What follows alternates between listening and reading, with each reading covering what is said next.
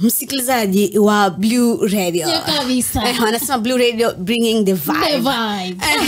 Ikiwa ni dakika 25 zimekatika, bado ni saa 6 mchana. Kabisa. Tarehe ni 14 mwezi wa 10 mwaka 2025.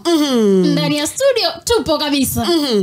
Kabisa. Yaani tunasema barabara msikilizaji. Kabisa. Yaani jina langu ni kawaida tu nilile, lakini kabla sisema jina, tuko ndani ya tamko la siku. Tamko la siku. Yaani kila siku binakwambia ukikosa hii kitu, sijui nitakwambia nini. Mwendo wa saa 7 kila siku utatupata hapa ndani ya Blue Radio Kenya. Na kumbe nini? Hii leo tunapiga paka itoe moshi. Kabisa. Tunaipiga paka itoe moshi. Kabisa. Bringing the vibe. Na msikilizaji, kama kawaida jina langu ni presenter PS ama wazaniita tu Patience Samba. Na mimi Faustina Mwende. Na hii leo basi Mwende tupambie jamani. Leo tunataka kuzungumzia nini jamani? Kama tujuavyo, leo nataka tuje na mada ambayo ni moto kabisa. Mitandao ya kijamii. Na swali letu sisi wenyewe na pia kwa wasikilizaji ni je, tunaitumia mitandao au mitandao inatutumia? Hebu rejea tena jamani. Mitandao ya kijamii. Swali letu ni je, tunatumia mitandao au mitandao inatutumia? Msikilizaji, sijui kama umesikia jamani. Mimi Mwende ushangaa. Watu wasema mitandao ni mzuri. Lakini mimi binafsi nasema kwamba mitandao kuna vile na uzuri na ubaya wake. Kabisa. We know the positive and the negatives. Lakini sijui kama vile watu wanajua mitandao ni nini. Mimi kulingana na mimi najua mitandao ya kijamii kutokana na vile tumekuwa tukikua generation to generation, tumekuwa na millennials. Sasa sisi ni Gen Z. Kuna namba umetoka wameingia juzi, sijui kuna watu wanasumbua kwanza wanasumbua vilivyo. Sasa msikilizaji, tuko na WhatsApp, tuko na Twitter, tuko na Instagram, tuko na TikTok. Kwanza TikTok ndio inasumbua sana. Sasa yasumbua sana. Sasa hizi mitandao msikilizaji, kuna vile zimezuazua pale. Gumzo pale, tukuletea ile gumzo tulizungumzie kwa kina zaidi.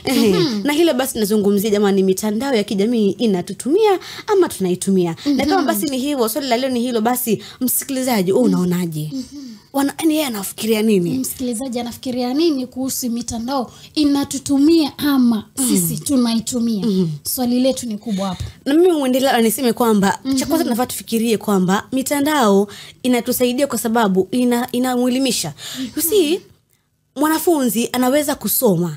Anaweza chukua masaa yake 4 hadi masaa 6 akabuko pale mitandao, akachukua kama laptop yake pale ChatGPT iko pale kidogo, Gemini pale kidogo, akafungua akasoma past papers pale na akaelewa kinataka kufanya kabisa. Sio kama unaelewa Mwende? Na kuelewa kabisa.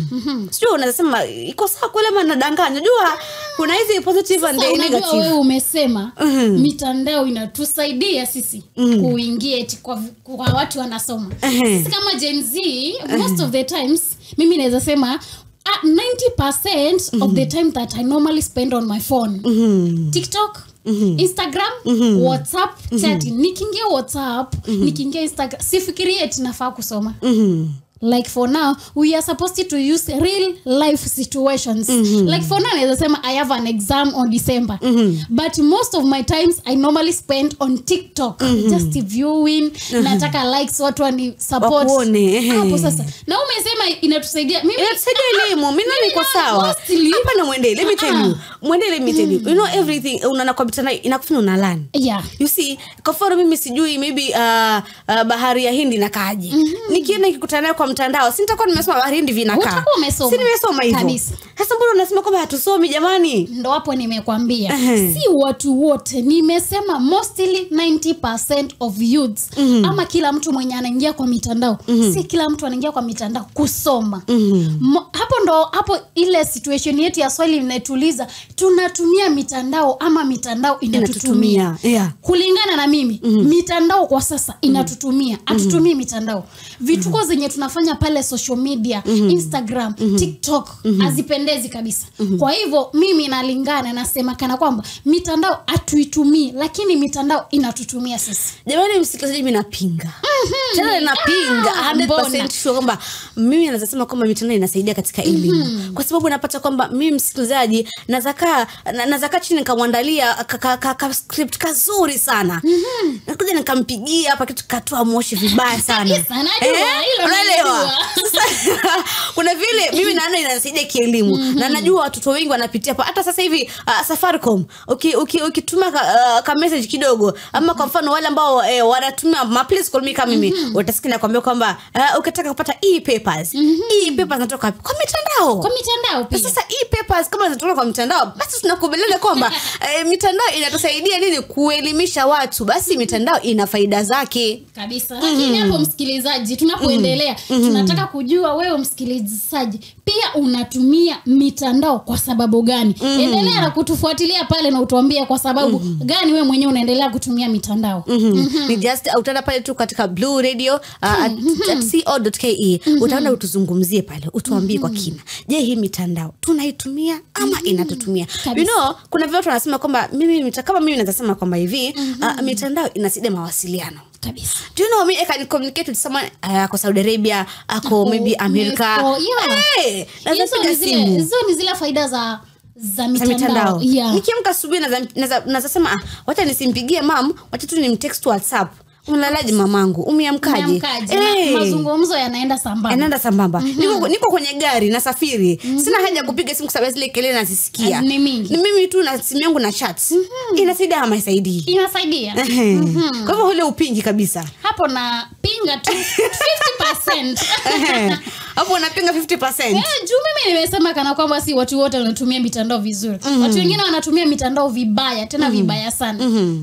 Vitu zenye ambazo zimekuwa zikitendeka kwa mitandao hazipendezi kabisa. Na sana sisi Gen Z kweli hatutumii mitandao ipasavyo. Kuna kijana nilikuwa naongea na siku moja na nikampashia hii habari, nikamwambia unajua mitandao ni kitu kizuri sana kwa sababu ni mitandao ni chombo. Unajua ni chombo kilichochumbwa na wanadamu. Kwa hivyo unaweza kukidhibiti ukakitengeneza katika njia yako mwenyewe unayofaa.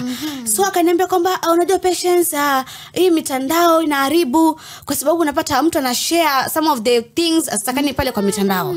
Unaona? So ninavyosema kwamba hii mitandao inasaidia kwa mtu kupata mawasiliano. Unapata kwamba kuna mtu mwingine anatumia mitandao kuwasiliana na mtu kwa ubaya. Mtu anatukana mwenzake labda, mtu anatuma maybe picha mbaya pale kwa mitandao ambazo hazifai. Lakini mimi niseme kwamba mimi all in all nitakuwa katika positive effects peke yake. Niseme kwamba ina msaada mkubwa. Mimi nitaka kuwasiliana na mtu wangu kwa mbali na wasiliana naye vizuri sana. Sasa hapo ndo Patience tumesema hizo ni zile faida za mitandao. Na pia mitandao sisi wenyewe utusaidia kwa fursa ya kibiashara. Unajua kwamba siku hizi watu wengi wana advertise kazi zao ama biashara zao kupitia mostly TikTok. Online marketing. Una make sure you deliver your goods well.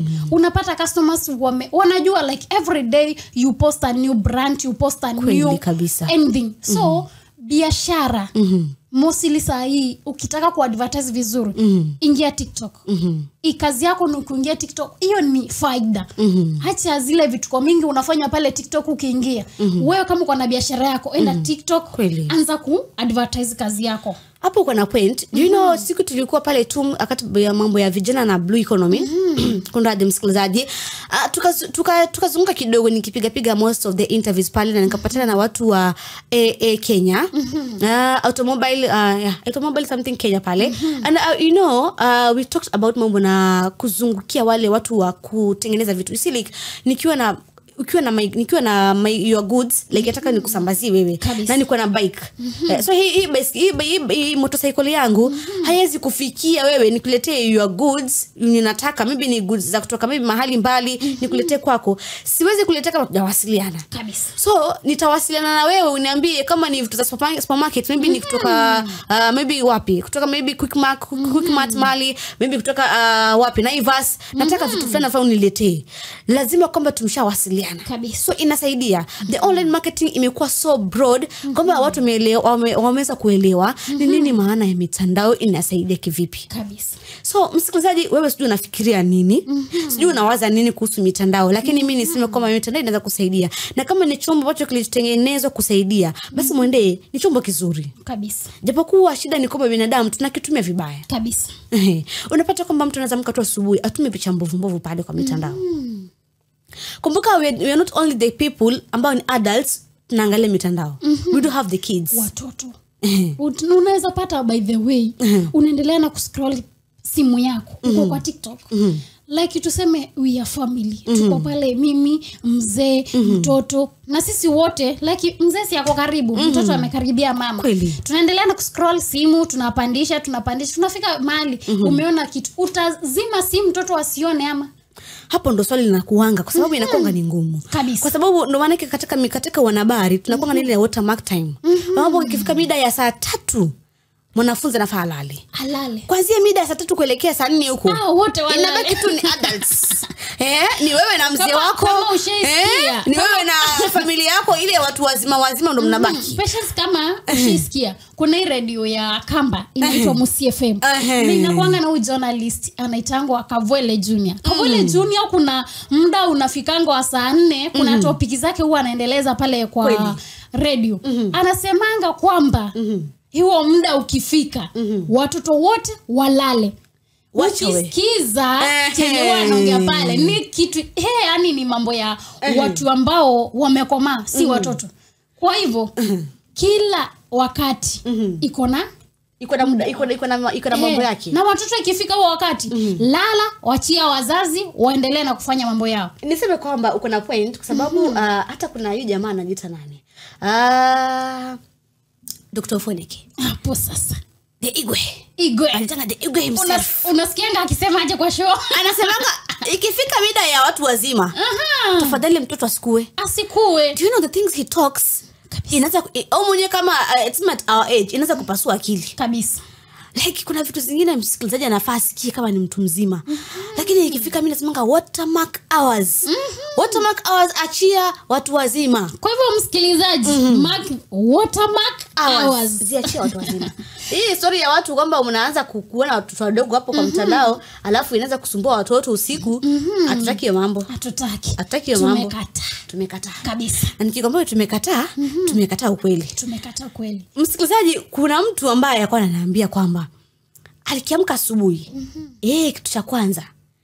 Akiamka tu asubuhi tu mwende. Anaendanga tu kwa TikTok. Sasa Patience, hapo umegonga ndipo.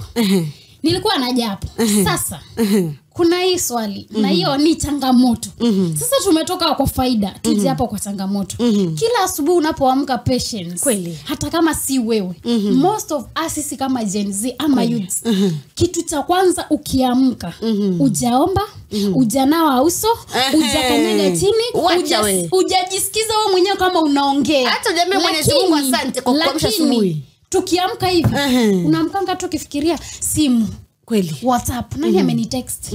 TikTok, nimepata views. Nani ameniambia hi? Why?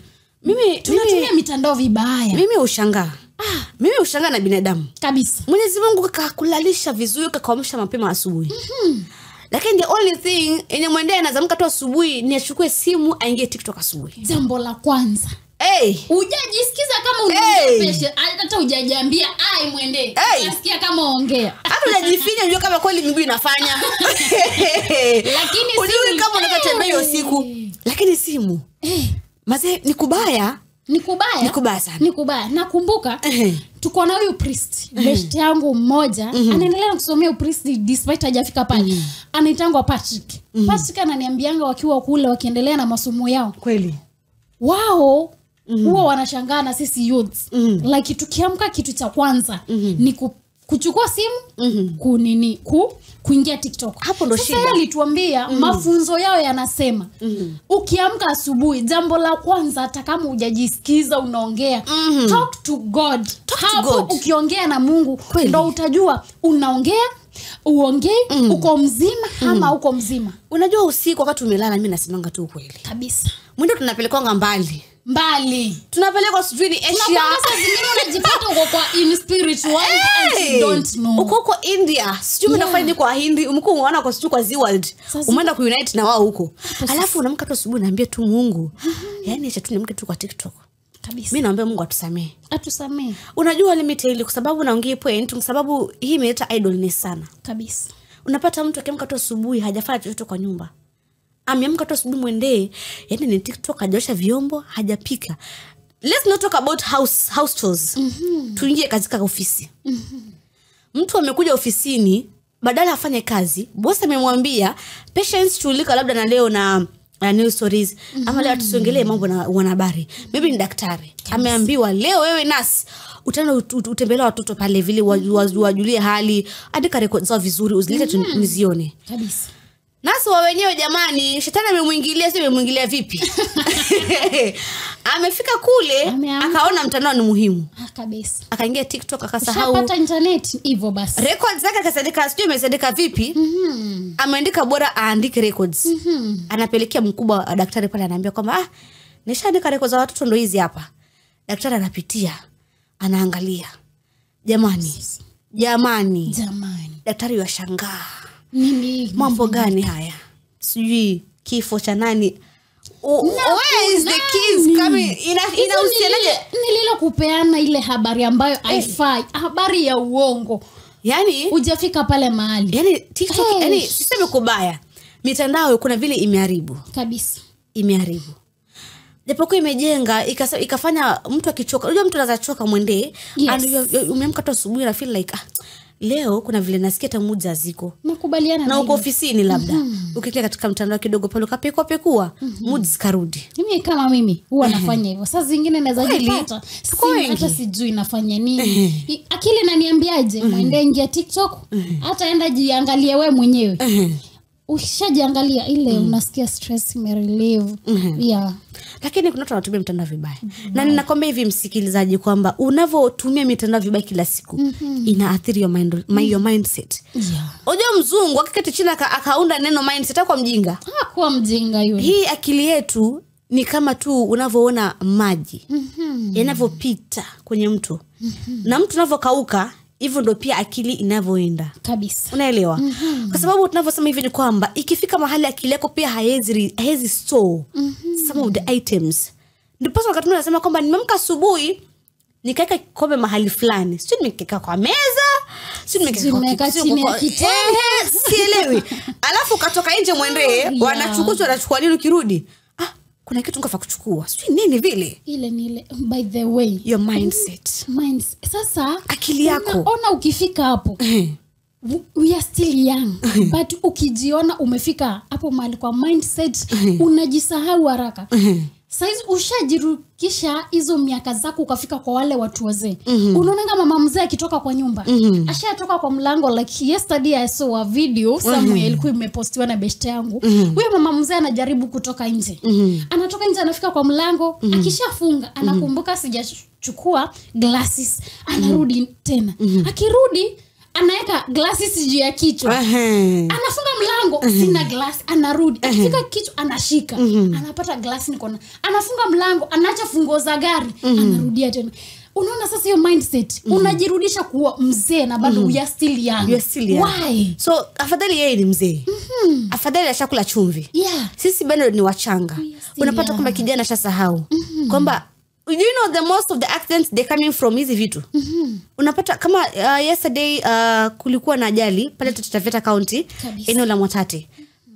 Mapolisi wawili waliweza kufariki hapo. And apart from that wale wawili walikuwa wanne because ilikuwa ni head collision. Mimi sikudanganya mwendee. Vitu zinazotokana na hata na ajali barabarani ni kwa sababu ya mitandao. Kabisa. Dereva yuko endesha gari huko angalia mitandao. Kazi yake tu ni TikTok angalia. Sijui mpenziwe kamtumia message gani ya mahaba, sijui mtoto wake sijui anamtumia message gani ya zawadi. Hata shughuliki. Kijana bodaboda naye, yeye piga simu na sijui na nani wake. Hebu ingia WhatsApp wewe ingia, wanasema ingia online. Wewe ingia online bwana. anaingia sasa online. hapo patience. Kuna situation iliyapeningi huko Kitui County. Kuna jamaa wa motorbike alikuwa lakini anabeba watoto wadogo akienda shule na alikuwa anajulikana kila mahali. Sasa huyu mwanaume siku moja aliamka na kwenda kubeba watoto wenye huwa anabeba. Sasa akitoka kupeleka watoto shuleni, akija ilisemekana alipigiangwa simu na bibi yake. You see? Vile alivyopigiwa simu na bibi yake, kumbe mbele yake kulikuwa na roli ambayo ilikuwa inakuja. Sasa yeye hakuona lile lori kwa kuwa akili yake ilikuwa kwa nini? Kwa simu anaongea.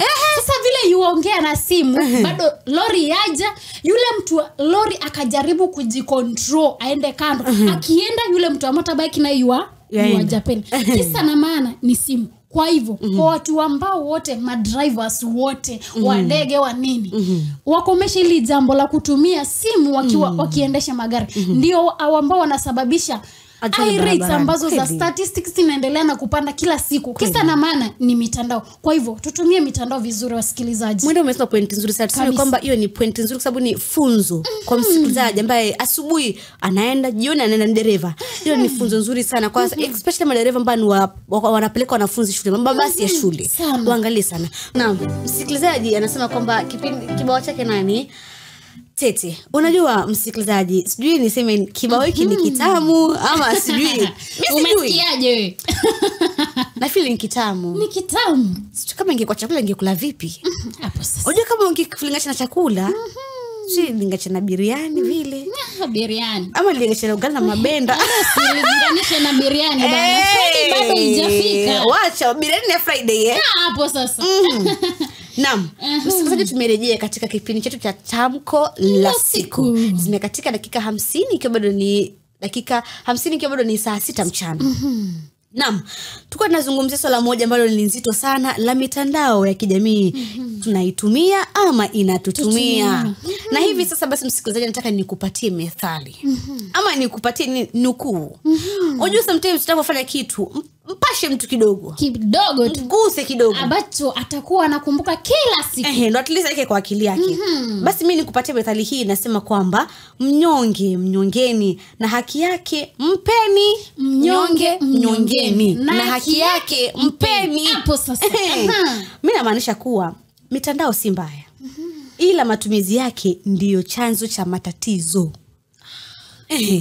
Mitandao na maana nini? Acha nisikie vizuri msikilizaji. Rudia tena. Na maanisha kwamba mitandao si mbaya ila matumizi yake ndiyo chanzo cha matatizo. Na maanisha nini nikisema hivyo? Mnyongeni. Lakini haki yake mpeni. Huyu alitengeneza Facebook, akatengeneza Instagram, akatengeneza WhatsApp, everything. Usimnyonge. Mpe haki yake. Kwanza mpigie nini makofi na mpe hongera zote. Alifanya kazi nzuri kuunda. Wewe sasa wewe mwenye unatumia matumizi yako ndo mabaya. Wewe ndo matumizi yako ndo mabaya. Yule mtu hakuunda picha mbaya. Hakuunda picha mbaya kwa yule mtandao. Yule mtu hakuunda sijui mawasiliano mabaya ya kutukanana, ya kutumania picha mbaya platform. Wala kingine cha muhimu mwende. Yule mtu hakukwambia uspend time yako kule mtandao kwa muda mrefu. Alisema? Hakusema chochote. Mwenyewe aliunda Facebook yake, akaunda Instagram yake, akaunda TikTok yake, akamwambia mtandao ndo huu baba. Basi kazi unayo. Ni kama vile mfano mama yako kwambie, mwende asubuhi ukiamka, osha vyombo, pika chakula, deki nyumba. Alafu ukimaliza tafadhali ukiamua tu kuona TV, ukiamwende maskani kwa raha zako. Kwa raha zangu. Utaamua utafanya kazi zako kwa muda gani at least upate muda kutoka nje. Si ndio? Sasa wewe ndo utaamua ule mtandao utautumia vipi. Ndio maana kanasema mnyongeni ila haki yake mpeni. Hapo sasa. Kila siku tunavyotumia mtandao haimaanishi kwamba tunafaa kutumia vibaya. Hatufai. Mimi na wewe tunaweza kitu tukafanya kitu kizuri sana kutumia mtandao. Naweza fika pale nikasema nifungue biashara yangu. Naweza fika mtandao nikasema nielimishe watu kabisa. Naweza sema kama niamke tu asubuhi nifanye nini? Nitumie huu mtandao tu at least nihubirie watu. Unajua pia kuhubiri pia ni kitu kizuri. By the way, na bado kwanza kuhubiri unafanya vitu mingi. unatumia mtandao vizuri, wamshukuru Mungu, unaendelea na kuspread gospel ya Mungu, kutumia njia ambayo inafaa. Navyohitimisha kipindi hiki, niseme kwamba na siko ubaya kabisa. Ukweli ni kuwa mitandao ni chombo, na chombo hakiwezi kumiliki mtumiaji. Ni juu yetu sisi kutumia mitandao kwa manufaa ya elimu, biashara na kijamii. Kabisa. Tuchunge tunachokiona na kuwasiliana na heshima. Kabisa. Basi hakika sisi ndio tutakuwa tunaitumia mitandao badala ya mitandao kututumia. Hapo sasa. Nasema nini mwende tena? Nirudie tena. Nirudie. Hawajasikia. Kabla sijahitimisha kipindi nasema hivi. Ukweli ni kuwa mitandao ni chombo, na chombo hakiwezi kumiliki mtumiaji.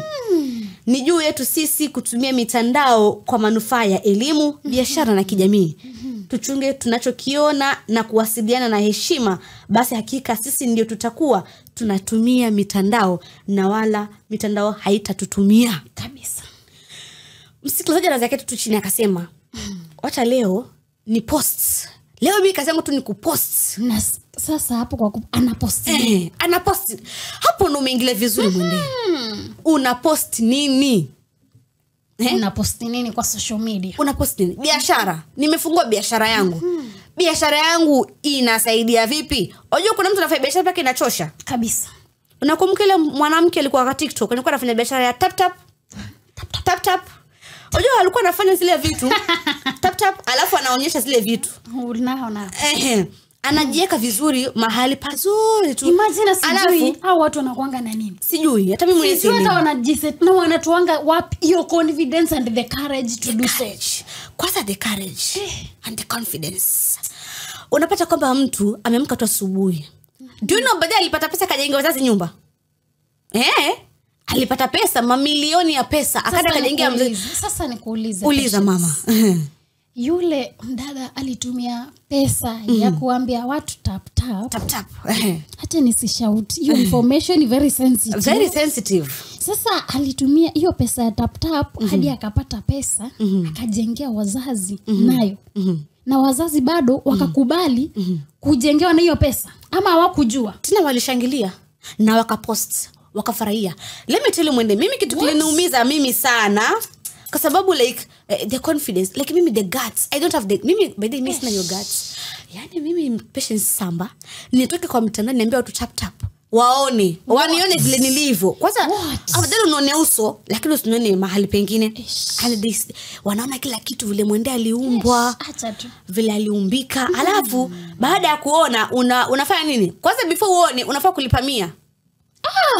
Kuna namba hapo hivyo inawekwa 01 ama 07 unaweka Patience. Hapo kwa namba unatuma mimi na akili zangu mimi kama mwende. Si wataka kuona mama? 100 kisa na kuona. Nataka kuona ni nini huyu mwanadada anatuma. Kweli. Ama kama si mwanadada, mwanaume pia anafanya. Mimi sasa hiyo courage unatoa wapi? Courage iko pesa yangu 100. Kuna mtu amefanya kazi asubuhi, amefanya kazi ya mjengo, amefanya kazi ya kusukuma matairi mama lakini kazi yake tu kutoka pale mjengoni, kutoka pale sijui nini, anaingia TikTok. Kwa sababu amemisi vitu zake kwa sababu bangi sio nini, amemisi vitu zake za sijui na nini. Anaona the most important thing I can spend in TikTok ni kuna tu double tap nikiona hizo vitu. Na baada ya kuona hizo vitu, mwenzake wa hewa la anapata nguvu ya kula chakula sasa. Patience, hiyo si njia inayofaa ya watu kutumia mitandao. By the way, kwanza hapo umesema kwa by the way mimi wanashangaa mtu kama wa mjengo okurokota takataka ule mtu umeshinda kwa biashara yako juani siku mzima.